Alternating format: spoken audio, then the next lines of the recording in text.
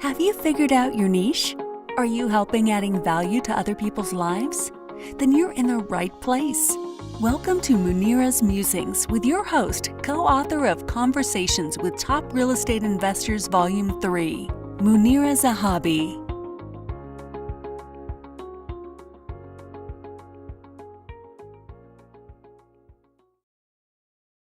Greetings from Chicagoland. This is Munira, your host for Munira's Musings, a show that is near and dear to my heart.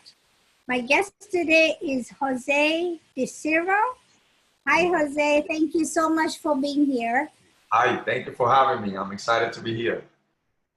I am glad. So, Jose is a coach of a different kind. He teaches martial arts. He's a martial arts entrepreneur for 22 years. He also talks about revenue and retention. And, we have a good segment ahead of us. But before we dive in, I want to let you know, I want to share a little bit about what I do and who I am and what I do. So I am Munira Zahabi. I am in Chicago. And I am the niche navigator. I help coaches and business entrepreneurs find their niche and market to it. The reason I do this is because if you don't have a niche, then you are not raking in the revenue because you're still looking for it. And it's like finding an island in the vast ocean. And you can grow your business any way you want it, but until you have your niche, that is that focus, you can't do anything about it. So I bring this program to you, Munira's Musings, because there's people out there who are, one, looking for niches, and two, they are also looking for, they found their niche. And this segment allows them to talk to us about their niche and what they've done in order to find their niche. So without further ado, I want to bring in Jose. Thank you, Jose, for being here. I know you're calling from New York, so thank you so much. Yes, ma'am. You're welcome. Okay, so tell us a little bit about yourself. Well, my name is Jose, like you said, Jose DiCervo, and I am originally from Cuba. Came here in 1976, December of 1976.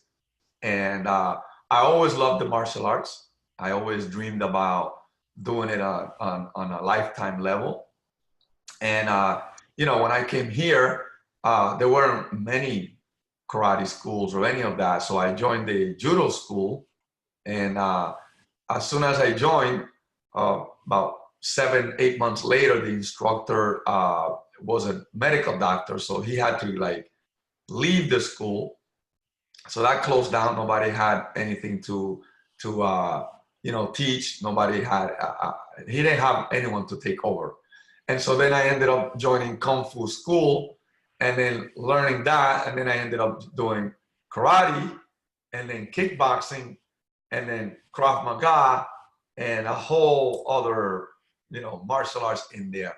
So as time went by, I was dreaming about, man, I would love to do this for a living. That's how I thought about it. Love to do this for a living.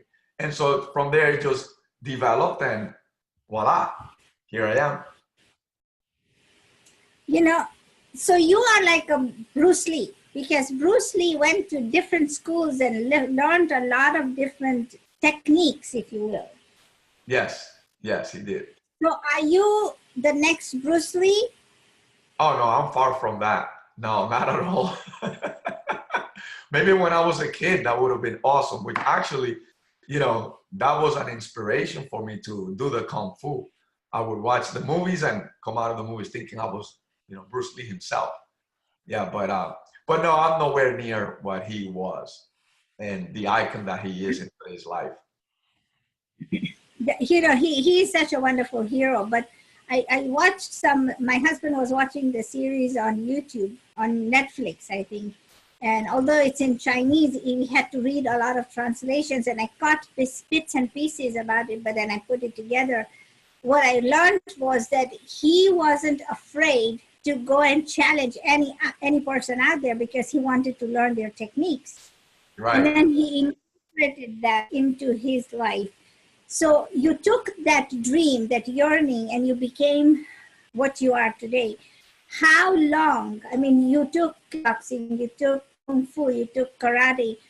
Do you teach all of these things, or have you come up with one program that incorporates all of this? Yeah, basically I incorporated it in the same program. I don't have like different programs. That would be too confusing. So it's incorporated within the teaching of the same program. So in essence, is there yeah. Go ahead. I was going to say that in essence, I only have two programs, you know, Krav Maga, which is the self-defense, and then I have the karate program, which incorporates the kickboxing, the judo, it incorporates the Krav Maga, it incorporates, all the different ways of executing and delivering techniques and all of that. That's very good. So now, is there another school?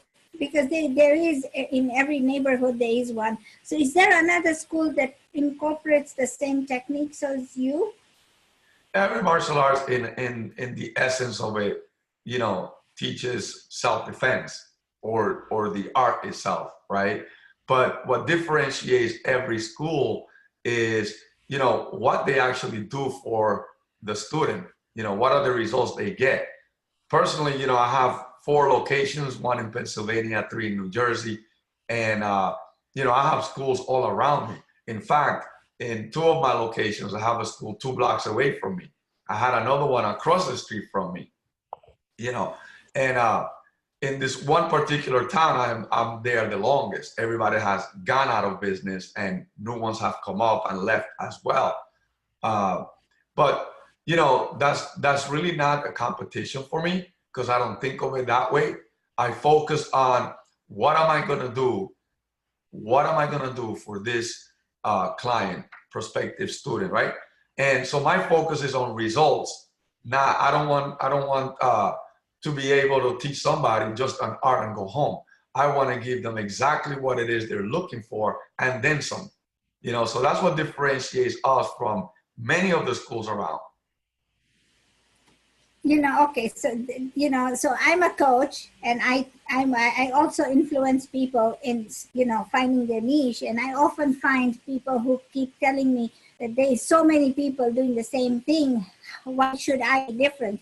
But I always share with them that the content may be similar, or we are talking about one thing, but the packaging is different, and how you say it may relate to somebody else in a very positive way.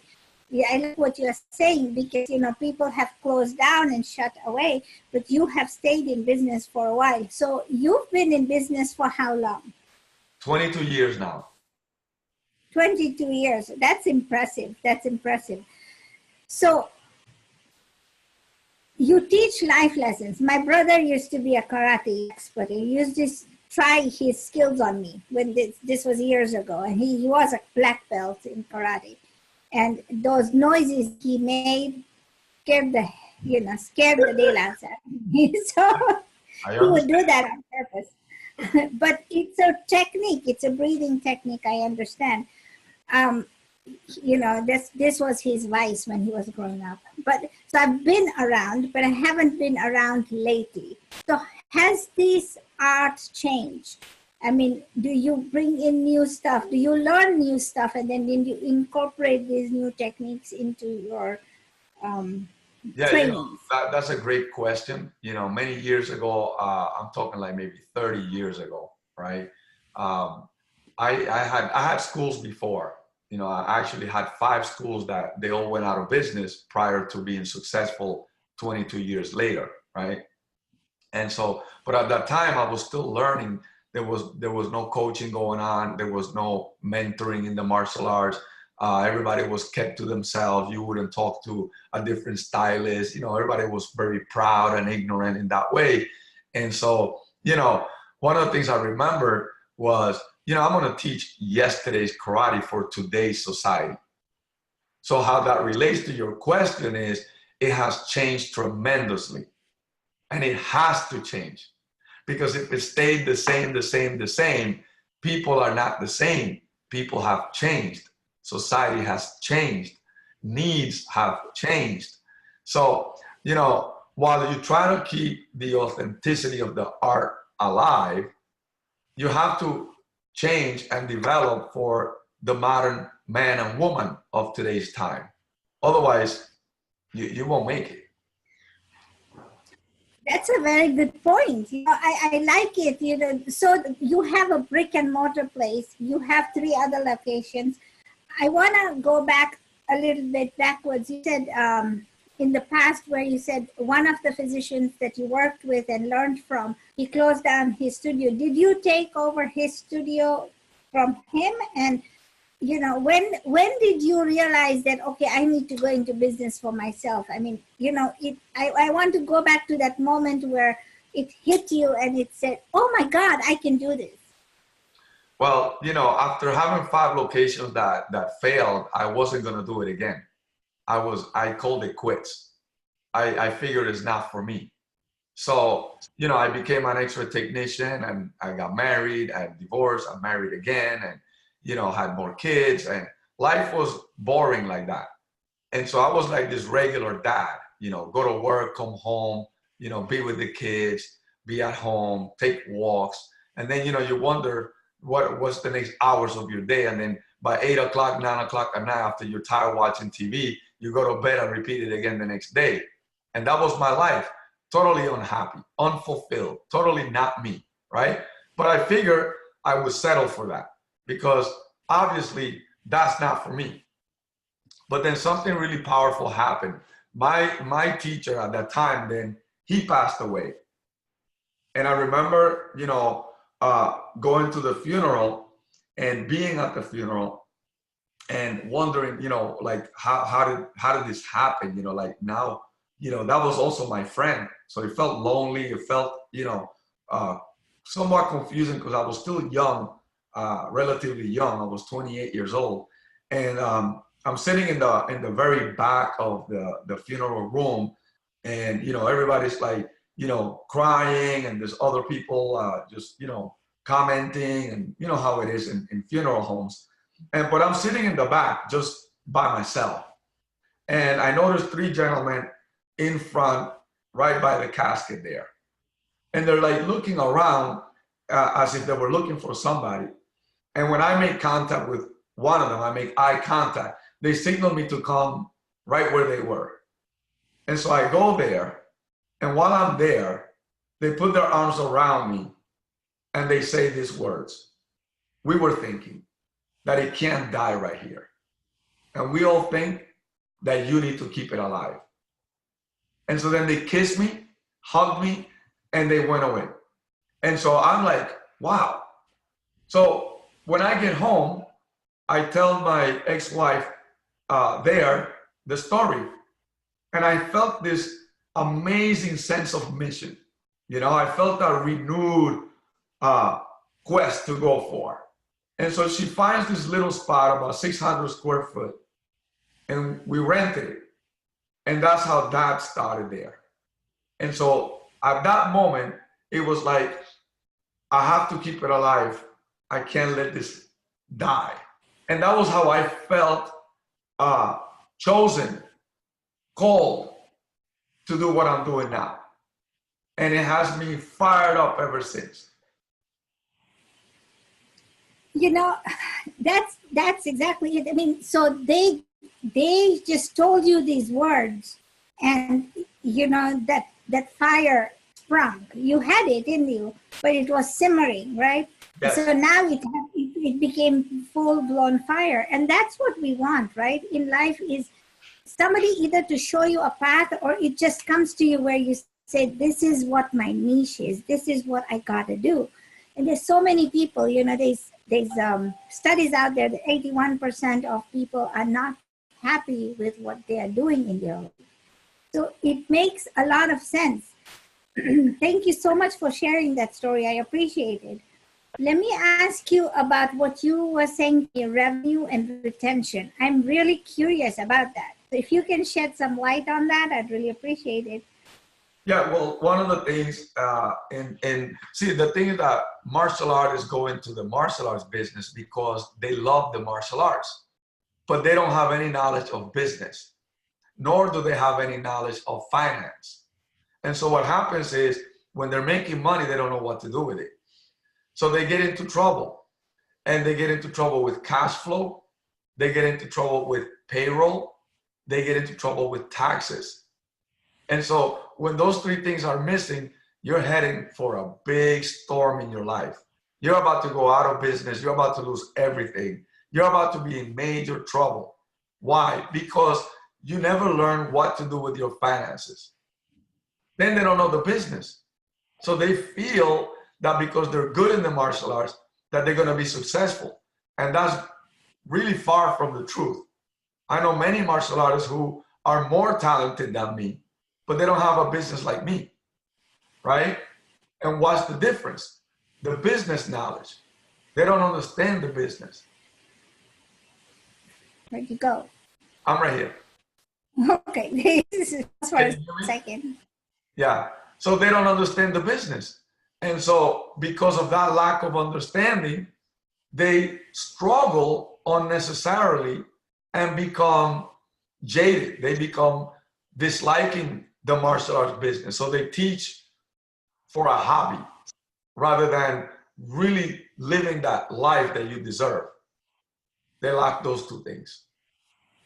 So you bring out a good point, because coaches out there, there are people in business who don't know how to take care of their money, you know, and they get in trouble, like you said. So what are some of the tips, if you can share that with me? I mean, and before you share that, could you share with us where you learned how to be savvy, money savvy? Well, it started with my dad. You know, my dad, he was very savvy with his money. He's still alive. He's very savvy with his money. And in his own way, you know, it always fascinated me how he's never been in debt. He's never had financial issues, ever. This man has never, ever had financial issues. And it was from a basic principle, right? Which was save and invest, right? Now, if you do the basics of that, you'll be fine. And if you really study it and learn it and work at it, then you're gonna be really awesome, right? Anybody can do it. But the problem is the discipline to do it. And so I learned that from my dad. And then as moving forward in life, you know, you start to learn to be responsible. You have to be a good steward of your finances, right? You can't expect to be blessed if you're reckless, if you're frivolous, right? If you're just making money and throwing it away. You know, how do you expect to be blessed? It won't work.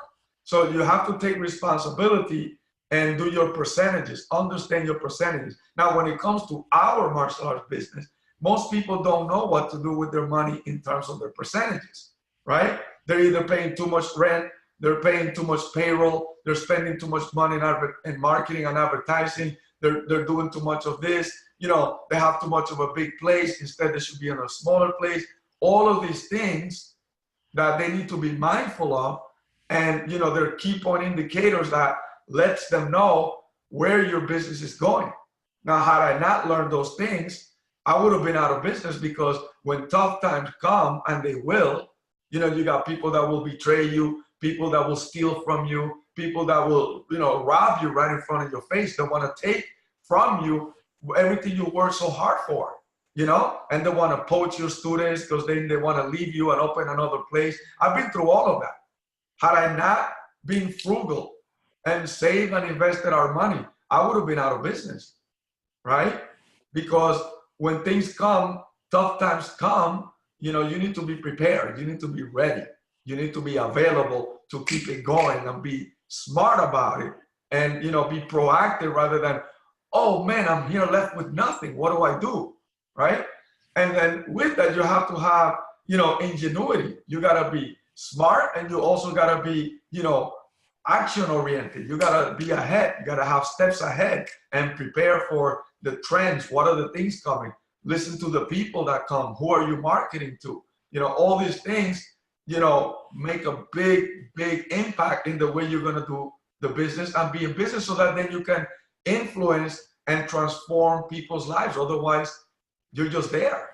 And that's sad, you know, you're just there, you know. And then lastly, with that, because you're strong at what you do, because you believe in what you do, you know, there's going to be people that are for you and people that are going to be against you. And that's all good. You need both. You can't have just one, you know. You need a balance of both, and, you know, get excited and move it and do well.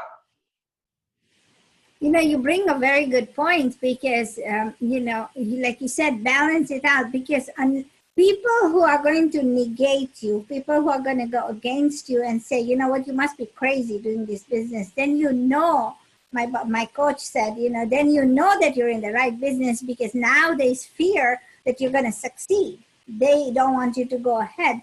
But then there are people who are going to be not family or friends, but there are people who are going to say, just keep moving, just keep moving. And, you know, you become a successful person. Yes. And, you know, I appreciate you sharing this, because, you know, martial arts is, you know, a hobby for a lot of people. Now I see youngsters now doing taekwondo and, you know, all of the other things, but it's all fun. It's all fun, but it also teaches discipline and strength. That's what I like about it. I've never done it, but I saw my brother go through it, and I realized that the one thing about it was discipline. Yeah. And, you know, if you all can remember Mr. Miyagi from the Karate Kid, you know, he said, Daniel-san, do what I tell you to do and you will learn. You know, so wax in, wax out. We all saw that movie, yeah? But it's discipline, and we never have to question. But I love the fact we never have to question the teacher's wisdom, but we have to learn from it, one. And two, I love the fact that you're sharing your business tips, because, you know, these are important tips for people who are entrepreneurs and, you know, coaches, because money is a big thing in any business. If you're not savvy with it, you're going to lose all of it. Or, like you said, people will steal from it, people will take it away from you. You know, things happen, like insurances, you know, I mean, there's a lot of things that can happen in business. You lose your clients, all of that stuff. So leave us with one great tip that you can share with everybody that applies to any business. Beautiful. The one thing that comes to mind right away is, you know, you hear a lot about, you know, do what you love, what you're passionate about, and all of that. And that's great, okay? I think it's a great idea to do something you love and something you're excited about. But then the other side of that is make sure you're making money, okay? Because two things, you cannot impact the magnitude of people that you wish to impact when you're broke, number one. Number two, develop a relationship with your finances. Because if your relationship is a bad one, you're going to throw away money. You're not going to value yourself. You're not going to value your clients. You're going to believe that because you think broke, that they're broke. You know, you have to believe in people that, yes, they can. You have to believe in yourself that, yes, you can. And then together, you know, they're paying you premium and you're providing a premium program, right? Whether it's coaching, service, or a product. And when those two come together, you're transforming people's lives. You're getting results, right? And when you're in business, you cannot focus on the money client, meaning the one that is, how much does it cost me? How much is that? It's not about that. That's the wrong thinking. That's the wrong client if you want to be wildly successful. You have to focus on the client that thinks, what is the investment? What are the results I'm going to get, right? It's like, you know, wealthy thinking versus poor thinking. You know, the wealthy people talk about, you know, what's the total cost and when will I be out of debt? The poor thinking costs, how much is it per month? Can I afford it? That's poor mentality. And you have to run away from it. And there's a lot of people that think that way. So there'll be a conflict with your thinking and their thinking, and you won't be happy, and neither will they. So love what you do what you love, but focus on also making money. Because if you don't make money, you cannot impact the world. You cannot change or transform people's lives. And they're out there wanting for you to believe in them. That's my 2 cents there. Thank you so much. Thank you so much. You know, you took the words out of my mouth, because yes, you have to make the money. You want to do that, but you have to believe in what you are doing. And that's what I teach people is, you know, when you find your niche, you know, you have to go see if there's a market for it, because, you know, you have to do some research. It's not like, okay, something fell into your lap and you're in business tomorrow. No, but you have to go see if there is a market for it, because you want to be paid for it. Thank you so much for that. I really, really appreciate it. And I appreciate the last wisdom, because, you know, it's out of this world. Yes, you have to make the money. You have to be savvy. And you have to do this, not as a hobby, but as a business. Yes. You know, and so many people start out as a hobby, but then they don't know how to start it as a business. Correct. So when you start, I tell the people who are listening, you know, if you start out a business it. It's not a hobby. Make it a business. It's the way you make money. That's your bread and butter. That's going to pay your bills. So, you know, we can get another coaching. If you are interested, for those people, we can get another coaching session where people will come and teach you how to think of it, of your business as a business and not a hobby. You know, just have to let me know that you want to do this. I appreciate you being here. I appreciate that. And thank you so much for sharing that. Thank you for having me. I was thinking, you know, I didn't know where this conversation was going, but you have such a wealth of wisdom. You know, you spoke about business, and you spoke about, you know, building the brand. You spoke about saving the money and being savvy with money, saving, investing in other things. Don't put all your eggs in one basket, you know. Again, thank you so much, Mr. DiCervo. I appreciate it. I just have one more question to ask you. Do you teach ninja tactics? Do I teach what again? Ninja tactics. I have a friend, You know, that teaches jiu-jitsu. those people have very, very fascinated me over years, you know, and they're very, very quiet. Yes. It's an amazing part, by the way. Yeah. So do you teach that? No, I don't. I don't teach that, no. Okay. Thank you. So yeah, I haven't found anybody teaching that, but you know, you've taught us enough today. Thank you again. I appreciate it. Maybe when we will meet one day. And for those of you who are watching, please like, share, subscribe to this channel, because you know what? This channel is for you. And if you want to be a guest on my show, all you have to do is let me know. The show is called Munira's Musings. We are on Facebook. We are also on YouTube. And I share my videos everywhere else. So I appreciate my guest today, Mr. DiCervo, and thank you. Over and out. Thank you. Thank you for listening to this episode of Munira's Musings with your host, Munira Zahabi. If you enjoyed our show, please share and subscribe to this channel. And for more content, please join our Facebook group called Navigate to Your Niche.